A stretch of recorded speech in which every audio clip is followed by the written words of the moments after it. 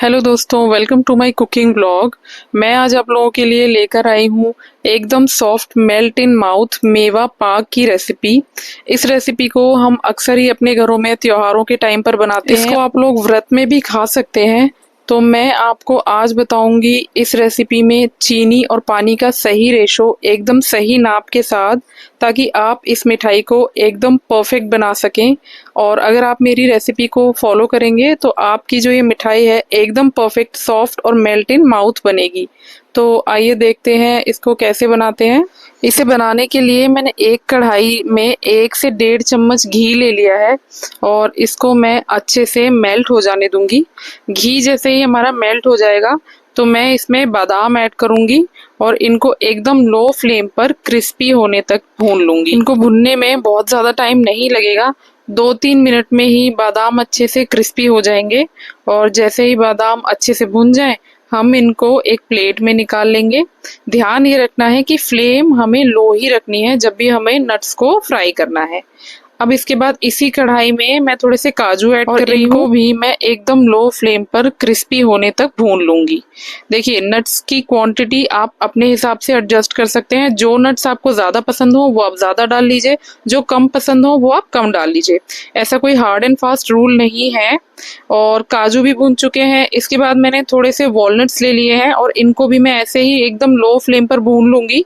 Walnuts की quantity मैंने थोड़ी कम रखी है। इसके बाद वॉलनट्स भी हमारे भुन गए हैं और इनको भी मैं एक प्लेट में निकाल लूंगी। अब बारी है इसमें मखाने ऐड करने की। तो कढ़ाई में जो घी बचा हुआ है उसी में मैं ये मखाने ऐड कर दूंगी और इनको भी एकदम लो फ्लेम पर क्रिस्पी होने तक भून लूंगी। मखाने की क्वांटिटी मैंने थोड़ी सी ज्यादा रखी है, आप अपने हिसाब से मखाने कम या ज्यादा कर सकते हैं। और बस 5 से 7 मिनट में ही हमारे मखाने जो है अच्छे से क्रिस्पी हो जाएंगे। आप एक मखाना अपने हाथ से तोड़कर देखेंगे तो उसका आसानी से पाउडर बन जाए, इसका मतलब मखाने जो हैं ये भून चुके हैं। अब आप इन्हें निकाल लीजिए और उसी कढ़ाई में मैंने थोड़े से खरबूजे के बीज ऐड किए हैं और इनको भी मैं ड्राई रोस्ट कर लूंगी। तो जब ये भुन जाते हैं ना तो ये थोड़े थोड़े से फूल जाते हैं और उछलने लगते हैं, तो बस इसका मतलब है कि ये भुन चुके हैं। और अब मैं इनको भी एक प्लेट में निकाल लूंगी और सभी ड्राई फ्रूट्स को हम अच्छे से ठंडा कर लेंगे। ठंडा करने के बाद अब बारी है इन्हें पीसने की। तो मैंने काजू, बादाम और अखरोट को एक साथ ग्राइंडिंग जार में ट्रांसफर कर लिया है और इनको मैंने अच्छे से पीस लिया है। एकदम फाइन पाउडर मैंने नहीं बनाया है, हल्का सा इनको मैंने दरदरा ही रखा है। और बस अब हम इनको एक बड़ी सी परात में ट्रांसफर कर लेंगे। और अब जो हमने मखाने भून कर रखे थे इनको भी हम ग्राइंडिंग जार में ट्रांसफर करके ऐसे ही थोड़ा सा दरदरा होने तक पीस लेंगे। अब इनको भी हम सेम परात में ट्रांसफर कर लेंगे और हमने जो खरबूजे के बीज रोस्ट करके रखे थे उनको भी हम साथ में ही मिला लेंगे।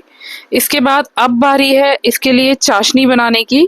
उससे पहले हम क्या करेंगे, इनको ना हम एक बर्तन से नाप लेंगे। तो हम पहले इसको अच्छे से मिक्स कर लेंगे और इसके बाद हम कोई भी कटोरी ले लेंगे और उससे इसको नाप लेंगे। तो जैसे मैं वीडियो में दिखा रही हूँ आप सेम उसी तरीके से इस मिक्सचर को नाप लीजिए, तो चीनी की क्वांटिटी एडजस्ट करने में आसानी होगी। तो मेरा जो ये मिक्सचर है ये लगभग 2.5 कटोरी है। तो 2.5 से 3 कटोरी मिक्सचर के लिए 1 कटोरी जो चीनी है वो काफी होगी। तो मैंने 1 कटोरी चीनी को कढ़ाई में ऐड कर दिया है और साथ ही मैंने आधा कटोरी पानी ऐड किया है। और अब मैं इनको लगातार चलाते हुए चीनी के घुलने तक पका लूंगी। और चीनी की क्वांटिटी आप अपने हिसाब से कम या ज्यादा कर सकते हैं। और जैसे ही चीनी हमारी घुल जाएगी मैं फ्लेम को लो कर दूंगी और इसको हमारी डिजायर्ड कंसिस्टेंसी आने तक पकने दूंगी। बीच बीच में आप इसको चलाते रहिएगा। मीनवाइल हम एक प्लेट ले लेंगे जिसमें हमें अपनी मिठाई को सेट करना है और इसको मैं घी से अच्छे से ग्रीस कर लूंगी। तो चाशनी जो है वो हमारी देखिए गाढ़ी हो गई है, अच्छे से चीनी अच्छे से घुल चुकी है। और अब मैं आपको बताती हूँ कि हमें इसको कितना गाढ़ा करना है। तो आप हाथ पे थोड़ा सा मिक्सचर लेकर देखिए और देखिए इसमें तार बन रहा है लेकिन टूट जा रहा है। बस इतना ही हमको अपनी चाशनी को पकाना है। 1 या 2 तार की चाशनी हमें बिल्कुल नहीं बनानी, तार बने और टूट जाए बस उतना ही हमको इसे पकाना है। अब हम इसमें जो हमारा ड्राई फ्रूट्स का मिक्सचर था वो ऐड कर देंगे और इसको जल्दी जल्दी हम चलाएंगे और फ्लेम को कर देंगे लो और इसको हम अच्छे से मिक्स कर लेंगे। और अब हमको इसको लो टू मीडियम फ्लेम पर तब तक पकाना है जब तक हमारा मिक्सचर जो है वो थोड़ा इकट्ठा ना होने लगे और कढ़ाई के साइड्स को छोड़ ना दे।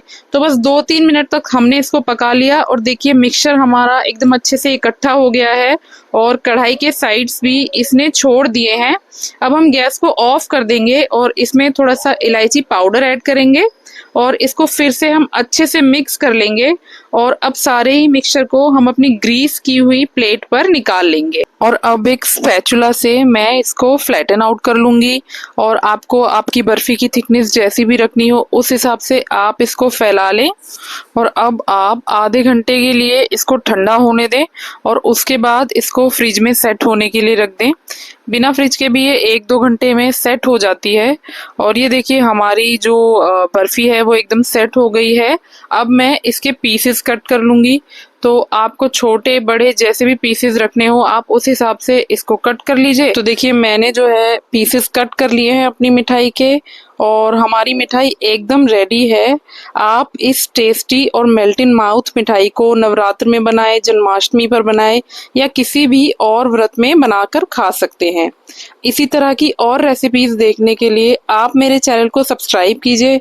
अगर आपको मेरी वीडियोस पसंद आती हैं तो उन्हें लाइक कीजिए। मैं मिलती हूँ आपसे अगली रेसिपी के साथ।